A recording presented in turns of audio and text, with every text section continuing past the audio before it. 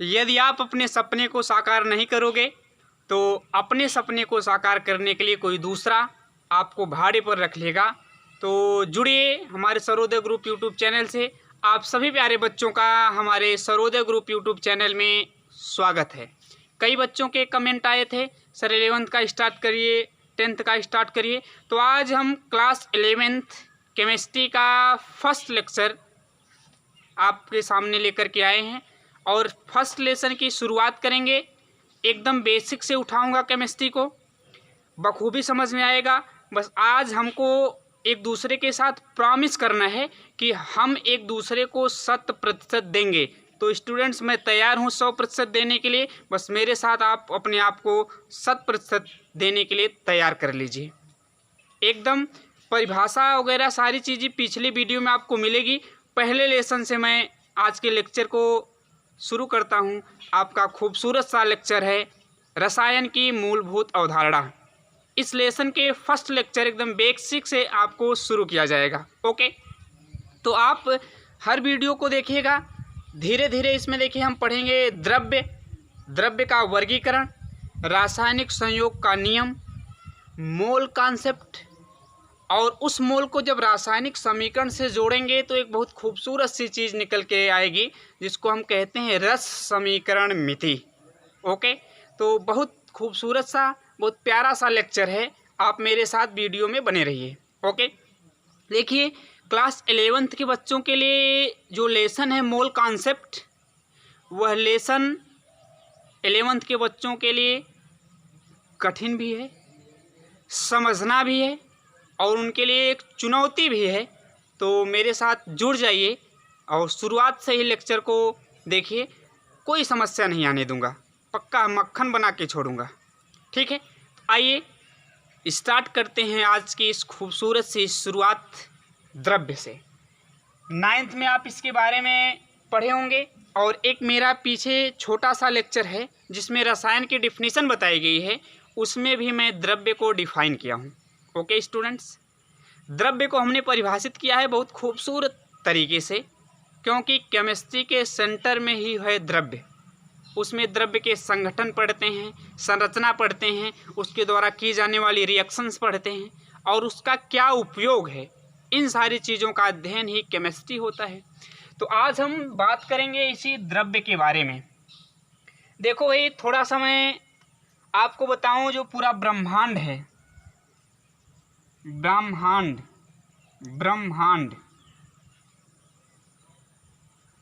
गौर करिएगा, इसमें दो चीज़ें होती हैं। कुछ चीज़ें होती हैं विजुअल, जिसको आप कहते हैं दृश्य। ओके स्टूडेंट्स, ध्यान से समझते चलिए। और कुछ चीज़ें जिनको आप नहीं देख पाते हो, जिसको कह देते हो अदृश्य। यानी पूरे ब्रह्मांड में दो ही टाइप की वस्तुएं हैं, कुछ दृश्य हैं, बाकी कुछ अदृश्य है। अब इन्हीं दृश्य वस्तुओं को, जिनको आप देख पा रहे हो अपनी आँखों से, यह सारी की सारी दृश्य वस्तुएं ही क्या कहलाती हैं? द्रव्य कही जाती हैं। ओके, और जो न दिखाई देने वाली चीज़ है वह आती हैं ऊर्जा के कैटेगरी में। आप इनको क्या कह देते हैं? ऊर्जा, एनर्जी। विजुअल को मैटर कहेंगे, नॉन विजुअल को आप एनर्जी कहेंगे। यानी दो ही कैटेगरी, दो ही प्रकार की चीज़ों से मिलकर के हमारा पूरा ब्रह्मांड बना है। यानी द्रव्य और ऊर्जा के सम्मिलन को ही, या इसके मेल को ही आप कह देते हैं ब्रह्मांड। ओके, तो जितनी भी चीज़ें आपको ब्रह्मांड में दिखाई दे रही हैं, आप देख पा रहे हो, सीन कर पा रहे हो, वह सब किसकी श्रेणी में आएंगी प्यारे बच्चों? द्रव्य के। बाकी जिनको नहीं देख पा रहे हो वह ऊर्जा हो जाएगी। ठीक है, और जितनी चीज़ों को आप देख रहे हो, इनको आप कहीं रखोगे तो वह एक निश्चित स्थान घेरेंगे। इनका कुछ न कुछ भार होगा और इसको आप महसूस कर सकते हो। तो ऐसी सारी वस्तुएं आपकी कहलाती हैं द्रव्य। ओके, द्रव्य क्या है? जिसका कुछ न कुछ भार हो, जो स्थान घेरता हो और जिसका अनुभव आप कर सकते हैं, आप उसको क्या कह सकते हैं? द्रव्य कह सकते हैं। आपका मार्कर द्रव्य है, हम और आप द्रव्य हैं। मतलब जितनी चीज़ें आप देख पा रहे हो सब आएंगी मैटर की श्रेणी में। और एक और डिफिनीशन आप इसकी पढ़ते हैं जिसमें आयतन, जड़त्व और गुरुत्वाकर्षण का गुण होता है, ऐसी वस्तुओं को आप कह देते हैं द्रव्य। वायु भी अपने आप में एक द्रव्य है, क्योंकि यह भी स्थान घेरती है, इसका भी कुछ न कुछ वजन होता है, तो वायु भी अपने आप में एक द्रव्य है। ओके, अब हम लेक्चर को आगे बढ़ाते हैं और इस लेक्चर में हम बात करेंगे, अब जानते हैं इस लेक्चर में हम अब बात करेंगे द्रव्य के वर्गीकरण के बारे में। द्रव्य के वर्गीकरण, तो सबसे पहले आइए, आप समझ गए होंगे जो स्थान घेरेंगी, जिनका कुछ न कुछ भार होगा, ऐसी सभी वस्तुओं को आप क्या कहते हैं? द्रव्य। हाँ, एक चीज़ मैं लिख रहा हूँ, आप यहाँ चाहिए तो कर लीजिएगा समझने के लिए। ब्रह्मांड, और ये ब्रह्मांड दो प्रकार की वस्तुओं से मिलकर बना। इसमें कुछ विजुअल होती हैं जिसको आप दृश्य कहते हैं, नॉन विजुअल होती हैं जिसको आप अदृश्य कहते हैं।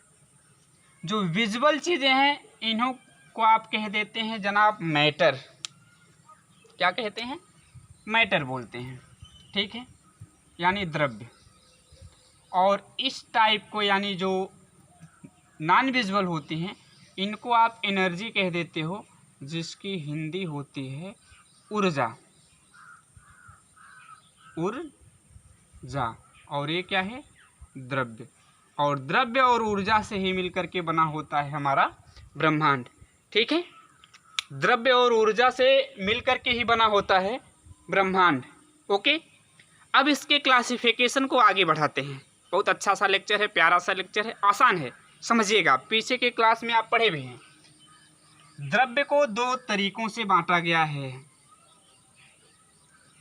द्रव्य को दो तरीकों से बांटा गया है। एक होता है भौतिक वर्गीकरण, भौतिक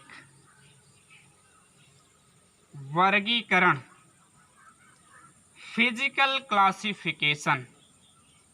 भौतिक वर्गीकरण है ना, यानी इसके भौतिक गुणों के आधार पे फिजिकल क्लासिफिकेशन।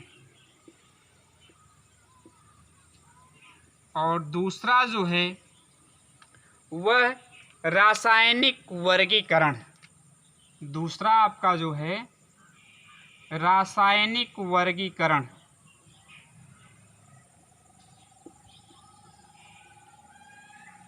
रासायनिक वर्गीकरण,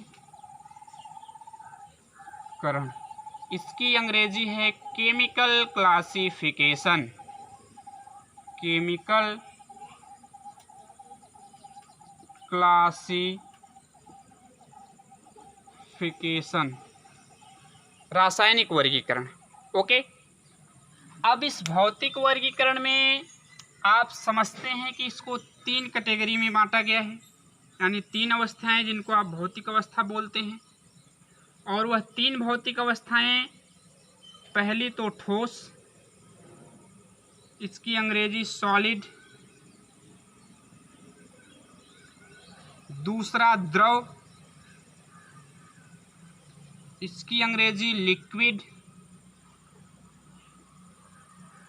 और तीसरा जो है गैस, इंग्लिश इसकी भी गैस है ना। रासायनिक वर्गीकरण में पदार्थ को दो कैटेगरी में बांटा गया है। सबके बारे में एक एक करके मैं आपको बताऊंगा। यह है शुद्ध पदार्थ,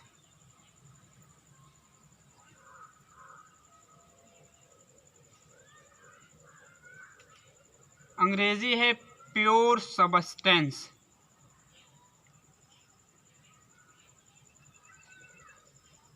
सबस्टेंस, ओके। और दूसरी कैटेगरी है भैया अशुद्ध पदार्थ या मिश्रण। अशुद्ध पदार्थ या मिश्रण, impure substance or mixture. Impure substance or mixture. Okay, अब ये जो प्योर सबस्टेंस है इसके दो कैटेगरी, एक होता है जनाब बताओ ने तत्व एलिमेंट्स, और दूसरा जो है उसको कहते हैं यौगिक कंपाउंड, कंपाउंड्स।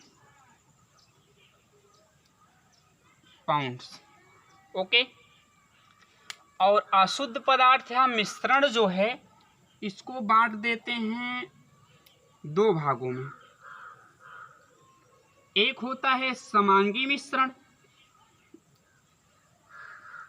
समांगी मिश्रण इसकी अंग्रेजी होती है होमोजीनियस, होमोजीनियस मिक्सचर, और दूसरा होता है विषमांगी मिश्रण, विषमांगी मिश्रण इसकी अंग्रेजी हेटेरोजीनियस मिक्सचर। ये रहा एक सिंपल क्लासिफिकेशन। फिर यह तत्व तीन प्रकार के, धातु, अधातु, उपधातु, यौगिक दो तरह के, ऑर्गेनिक, इनऑर्गेनिक, कार्बनिक और अकार्बनिक। तो इस तरह से इसका सिंपल वर्गीकरण है। अब आइए आज पहले भौतिक वर्गीकरण की हम लोग बात करें कि सॉलिड क्या है, लिक्विड क्या है, गैस क्या है। तो सबसे पहले हम स्टार्ट करेंगे ठोस। भौतिक वर्गीकरण को भौतिक गुणों के आधार पर बंटवारा हुआ है, ठीक है।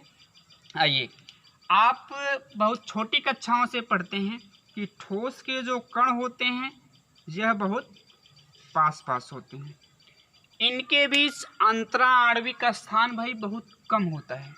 जब इनके बीच का अंतराणविक स्थान बहुत कम होगा तो जाहिर सी बात है कि इनके बीच का जो अंतराणविक आकर्षण बल है वह बहुत प्रबल होगा, यानी इसके कण मजबूती से बंधे होंगे, किसी भी प्रकार की गति करने के लिए स्वतंत्र नहीं रहते हैं, सिर्फ घूर्णन और काल्पनिक गति कर सकते हैं, बाकी किसी भी प्रकार की स्थानांतरित गति करने में सक्षम नहीं होते। किसके?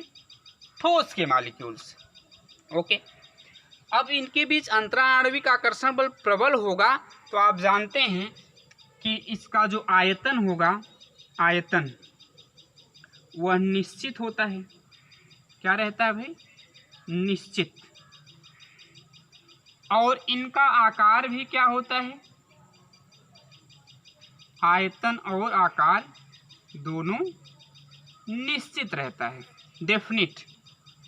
इन this state the volume and shape both are definite. Clear है? तो अब समझिए जैसे मार्कर पेन है, यह कहीं रखेंगे एक निश्चित स्थान घेरेगा और यही घेरा गया स्थान इसका आयतन होगा।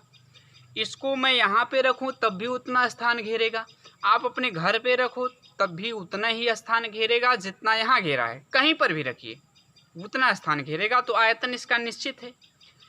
और दूसरी बात आकार, तो आकार मैं अपने हाथ में लिया हूँ तो मार्कर इस टाइप का है, ऐसा नहीं कि आपके हाथ में रख दूँ तो इसका शेप बदल जाएगा, नहीं बदलेगा।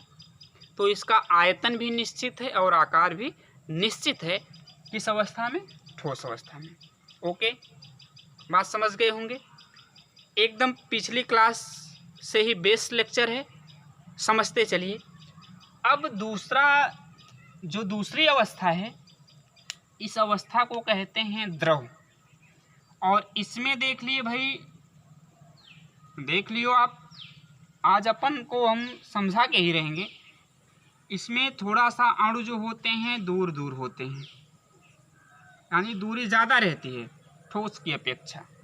दूरी ज़्यादा होती है तो अंतराणविक आकर्षण बल कम हो जाता है, कम हो जाएगा तो इसके अणु स्थानांतरित गति करने के लिए स्वतंत्र हो जाएंगे, यानी द्रव में बहने का गुण पाया जाता है। बहने का एक प्रवाह होता है, इसमें एक प्रवाह का गुण होता है।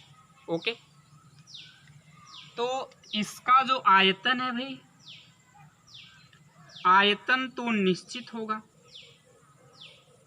निश्चित, लेकिन जो आकार होगा वह आकार जो होता है वह अनिश्चित होता है। आकार अनिश्चित। जैसे 1 लीटर पानी है, 1 लीटर पानी को आप मटके में रखोगे तो वह मटके का आकार लेगा, रहेगा 1 ही लीटर। बाल्टी में रखोगे वह बाल्टी का आकार ले लेगा, रहेगा 1 ही लीटर। मतलब आयतन नहीं बदल रहा है। अपने पेट में डाल जाओ उस पानी को, तब भी होगा 1 लीटर, न 1 का आधा होगा न 1 का 2 होगा। तो आयतन तो निश्चित है, 1 ही लीटर है, लेकिन जिसके संपर्क में जा रहा है उसके आकार को ले ले रहा है, तो आकार जो है अनिश्चित हो जाता है। ओके, तो इस स्थिति में या इस अवस्था में आकार तो निश्चित होता है, सॉरी, आकार जो है अनिश्चित होता है, लेकिन आयतन निश्चित होता है। ओके, समझ गए होंगे। आयतन निश्चित, आकार भी निश्चित। आयतन निश्चित लेकिन आकार अनिश्चित। जिसके भी संपर्क में जाएगा उसी के स्थान को, उसी के आकार को ले लेगा। 1 लीटर दूध ले लीजिए, अपने पेट में डालिए, उसको ग्लास में रखिए, कहीं पे डालिए, होगा 1 ही लीटर, लेकिन आकार उसका उस बर्तन के जैसा होगा जिसमें आप उसको रखेंगे। ओके, चलिए अब तीसरी अवस्था गैस। इसके अणु तो भैया बहुत दूर दूर होते हैं। जब इसके अणु बहुत दूर दूर होंगे तो इनके बीच अंतराण्विक आकर्षण नगण्य के बराबर होगा। मतलब स्वतंत्र होंगे पूरी तरह से, इधर गति करेंगे, इधर गति करेंगे, उधर गति करेंगे, मतलब पूरी तरह से फ्री हैं, स्वतंत्र हैं गति करने के लिए, तो आसानी से कर सकते हैं गति। इस नाते इसका आयतन अनिश्चित, आयतन अनिश्चित और आकार भी अनिश्चित होता है, अनिश्चित होता है। ओके, जैसे अगर बत्ती का धुआं है, उसको आप एक डिब्बे में बंद रखेंगे तो उतने दूर रहेगा, लेकिन जैसे ही आप ढक्कन उसका खोल देंगे पूरे कमरे में फैल जाएगा। तो इसका आयतन भी अनिश्चित होता है और आकार भी इसका अनिश्चित होता है। इजीली आप समझ सकते हैं। ओके, इनके एग्जाम्पल की बात करूं तो देख लो भैया, ईंट पत्थर सब कुछ इसमें आ जाएगा। चाक ले लीजिए, मार्कर ले लीजिए, पुस्तक, सभी धातुएं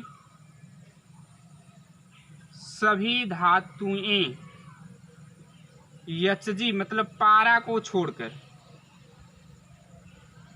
ये जितनी चीजें हैं सब की सब चीजें क्या हैं? ठोस हैं। द्रव में पानी, दूध, पेट्रोल, ब्रोमीन, एक अधातु है जो द्रव अवस्था में होती है, आदि। ओके, इसका उदाहरण है क्या? वायु N2, carbon dioxide CO2, oxygen O2, helium आदि। ये सब एग्जाम्पल हैं गैस अवस्था के। ओके स्टूडेंट्स, अब इन 3 भौतिक अवस्थाओं के अलावा 3 और अवस्था होती है जो नाभिकीय संलयन अभिक्रियाओं में बनती है, जिसमें प्लाज्मा, बोस-आइंस्टीन संघनित और फर्मी आणिक संघनित। कौन कौन? प्लाज्मा, बोस-आइंस्टीन संघनित और फर्मी आणिक संघनित। ये तीनों, इनके अलावा भी 3 अवस्थाएं होती हैं, नाभिकीय संलयन अभिक्रियाओं में बनती हैं। प्लाज्मा तो सामान्य हो गया है, लेकिन जो 2 अवस्थाएं और हैं वह नाभिकीय संलयन अभिक्रियाओं में बनती हैं। ओके, समझ गए होंगे? कोई दिक्कत? तो बहुत अच्छा कि आप समझ गए हैं। अब देखिए थोड़ा छोटा छोटा क्वेश्चन। अंतराण्विक स्थान सबसे ज़्यादा गैस में, उससे कम द्रव में और सबसे कम ठोस में। यानी जो अंतराण्विक स्थान का क्रम होगा वह देख लो भैया इस तरह से। यहाँ आपको एक नोट में आपको बता दूं और आप जानते भी हैं। बाकी रासायनिक वर्गीकरण की बात हम नेक्स्ट वीडियो लेक्चर में कर लेंगे ताकि वीडियो बहुत बड़ी ना हो।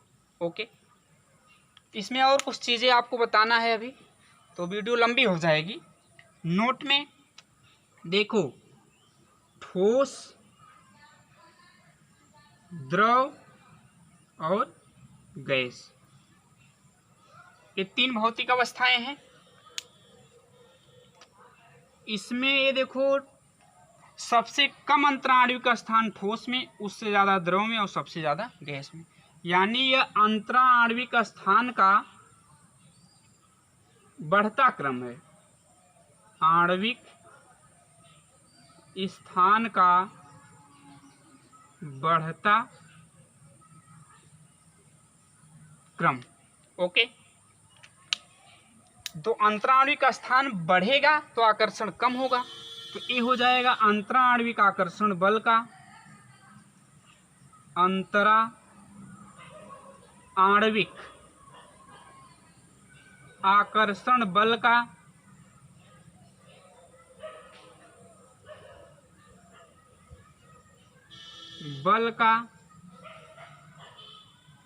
अंतराण्विक स्थान बढ़ रहा है तो आकर्षण बल कम होगा का घटता क्रम। ओके, अब बताइए कि इसकी गतिज ऊर्जा क्या होगी। जब आकर्षण कम होगा तो गतिज ऊर्जा बढ़ेगी क्योंकि वह गति करने के लिए स्वतंत्र हो जाएंगे। तो आप लिखेंगे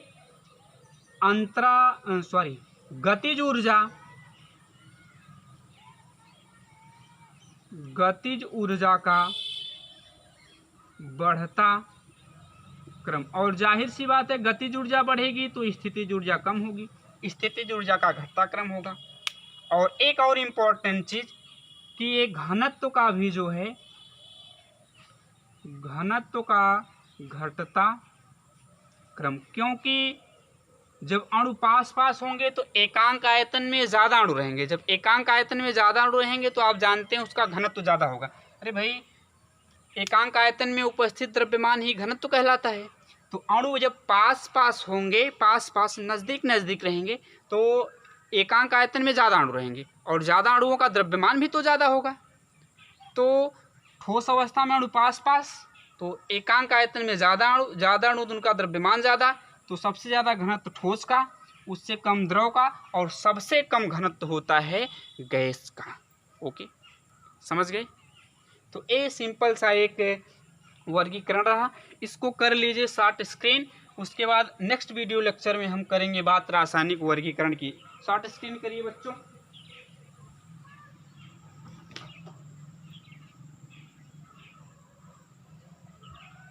हो गया शॉर्ट स्क्रीन, समझ गए होंगे, एकदम समझते चलिए, मक्खन हो जाएगा आपका। ठीक है, तो अब इसकी बात करेंगे हम रासायनिक वर्गीकरण की नेक्स्ट वीडियो लेक्चर में। थोड़ी इससे संबंधित और बातें हम कर लेते हैं। ठीक है, तो इसको कर लीजिए शॉर्ट स्क्रीन। हो गया होगा, चलो भाई मिटाते हैं।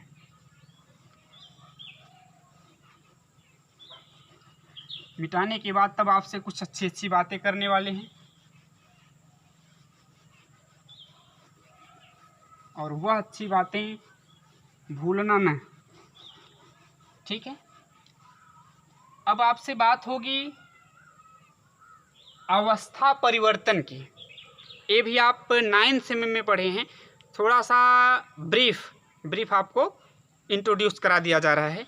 ओके, चलिए, अवस्था परिवर्तन, चेंजिंग स्टेट, अवस्था परिवर्तन। देखिए, किसी भी द्रव्य का एक अवस्था से दूसरी अवस्था में बदल जाना उसका अवस्था परिवर्तन कहलाता है। एक अवस्था से द्रव्य दूसरी अवस्था में बदलेगा वह होगा अवस्था परिवर्तन। ठीक है, अब कई प्रकार की अवस्थाएं परिवर्तित होती हैं जिसको हम बता रहे हैं। देखो भाई, ए मान लीजिए है ठोस, यहाँ मैं लिख दे रहा गैस, सॉरी द्रव, और यहाँ लिख दे रहा हूँ गैस।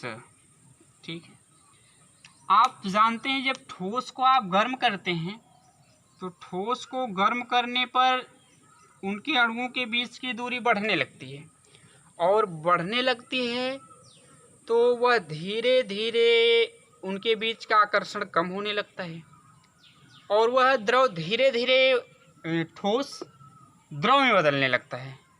और इस ठोस से गर्म करने पर ठोस से द्रव में बदलने की क्रिया जो होती है, आप इस क्रिया को कह देते हैं गलन। और यह गलन की क्रिया जिस निश्चित ताप पर होती है, यानी जिस निश्चित ताप पर ठोस द्रव में बदल जाता है, उसको आप कहते हैं गलनांक। ओके, समझते चलिएगा।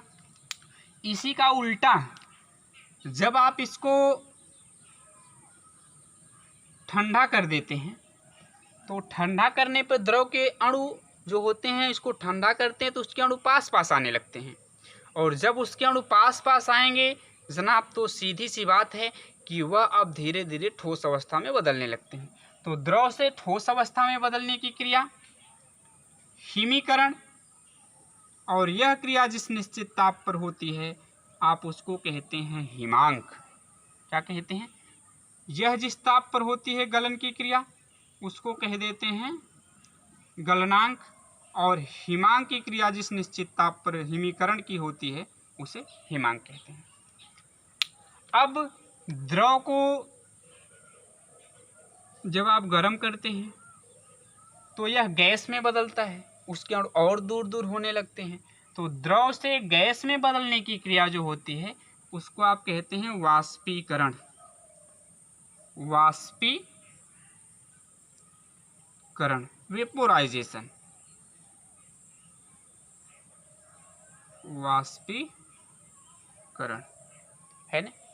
और यह दो तरह का होता है, बात होगी वाष्पन और संघनन। वाष्पन की क्रिया साधारण ताप पर होती है, वायुमंडल के ही ताप से। क्वथन में आपको ताप देना पड़ता है जिससे द्रव गैस में बदलता है। तो ये सारी चीज़ें हैं। गैस को जब आप ठंडा करोगे भैया, अब यह क्रिया हो जाती है संघनन, कंडेंसेशन। आप सोचेंगे गैस को कैसे ठंडा किया जाए, तो आपके घर में सब्जी बनती है, आप उसके ऊपर जो पतीला लगा होता है आप देखेंगे तो नीचे उठा करके देखेंगे तो नीचे कुछ द्रव की बूंदें लगी होती हैं, है ना। जब उसका पानी वाष्प बन करके बाहर जाता है तो जो बीच से टकराता है, बाहर नहीं जा पाता है, वह वाष्प ठंडी होकर के पुनः द्रव में बदल जाती है और नीचे बूंदों के रूप में लग जाती है। यह प्रोसेस जो होती है वह संघनन। घरों में सब्जी बनते हुए देखे होंगे, पतीला को उठाएंगे, उसके नीचे जो होता है वो द्रव की बूंदें जमा होती हैं, क्योंकि जो सब्जी में पानी होनी है जब वाष्प बन करके कुछ तो बाहर साइड से चला जाता है, लेकिन जो बीच से टकराती हैं वाष्पें वह बाहर नहीं जा पाती, तो वह ठंडी होकर के फिर किस में बदल जाती हैं? द्रव में। यह क्रिया होता है संघनन। ठीक है। अब ऐसी कंडीशन आप देखते हैं कि कुछ ऐसे ठोस होते हैं जिनको आप गर्म करते हैं वह डायरेक्ट गैस में बदल जाते हैं, यानी द्रव अवस्था में न बदल करके सीधे गैस में बदल जाते हैं। जैसे कपूर हुआ, नवसादर हुआ, इनको आप गर्म करोगे तो द्रव में न बदल करके सीधे वाष्प में बदल जाएंगे, गैस में। इसको आप कह देते हैं ऊर्ध्वपातन। क्या बोलते हैं? ऊर्ध्वपातन। और फिर अगर गैस को ठंडा करें तो डायरेक्ट ठोस में बदल जाएं तो यह क्रिया होती है प्रति ऊर्ध्वपातन, मतलब उल्टा, प्रति ऊर्ध्वपातन। ठीक है। तो ये छोटी छोटी चीज़ें थी, आपको समझ में आ गई होंगी। ठोस से द्रव में बदलना गलन, द्रव से ठोस में बदलना हिमीकरण, द्रव से गैस में बदलना वाष्पीकरण, गैस से द्रव में बदलना संघनन। ठोस का डायरेक्ट गैस में बदलना ऊर्ध्वपातन, गैस का डायरेक्ट ठोस में बदलना प्रति ऊर्ध्वपातन। ठीक है, समझ गए होंगे। आसान चीज़ें थी, समझते चलिए, कोई समस्या नहीं होगी। ठीक है, आगे चलें। और एक और बहुत मज़ेदार सी बात आपको बता दें कि गैस और वाष्प में अंतर क्या होता है। ओके, गैस और वाष्प में अंतर, चलो गैस तथा वाष्प में अंतर,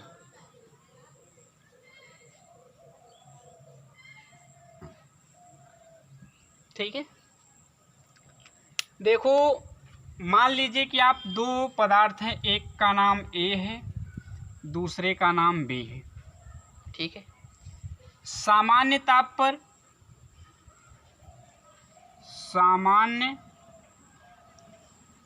पर यह जो ए है यह गैस अवस्था में हो और जो बी है यह ठोस हो या फिर द्रव अवस्था में हो, ठीक है। और जब उच्च ताप दे दिया जाए यानी ताप अधिक कर दिया जाए, उच्च ताप पर ये पदार्थ गैस अवस्था में ही होगा और यह जो ठोस या द्रव था यह बदल जाएगा किसमें, गैस में। तो यह गैस का गैस में ही रहा तो इसको तो गैस ही कहेंगे। अब यही पदार्थ जो ठोस या द्रव था सामान्य ताप पर और उच्च ताप पर बदल गया गैस में, अब इसी को आप कहोगे वाष्प। इसको ठोस या द्रव को आप वाष्प नहीं कहोगे, जब एक गैस में बदल जाएगा तो उसकी गैस अवस्था को आप वाष्प अवस्था कहते हैं। ओके, दो पदार्थ ए और बी, समान ताप पर ए अगर गैस है और उच्च ताप पर भी गैस तो ये सिंपल गैस ही होगा। लेकिन जो पदार्थ समान ताप पर ठोस या द्रव में होते हैं, लेकिन जैसे हाई टेम्परेचर किया जाता है, ताप बढ़ाया जाता है, उच्च ताप दिया जाता है, तो वह ठोस या द्रव गैस में बदल जाते हैं, तो उसकी इस गैस अवस्था को वाष्प अवस्था कहते हैं। ओके, तो यही कोशिश है कि आप समझ गए होंगे। कमेंट में ज़रूर बताया करिए वीडियो आपको कैसी लगती है। अगर अच्छी लगती है तो लाइक शेयर करना न भूलिए और हमारे चैनल से जुड़िए। आपको बेहतर कॉन्सेप्ट, अभी तो स्टार्टिंग है, केमिस्ट्री को बेसिक से स्टार्ट कर रहा हूँ 11th के लिए, तो समझते चलिए। आगे हम रासायनिक संयोग का नियम, बहुत अच्छी चीज़ों के बारे में स्टडी करेंगे और अभी तो नेक्स्ट वीडियो लेक्चर में हम केमिकल क्लासिफिकेशन की बात करेंगे। So thanks for watching this video students. आपसे फिर मिलते हैं नेक्स्ट वीडियो लेक्चर में, तब तक के लिए बाय बाय। ओके।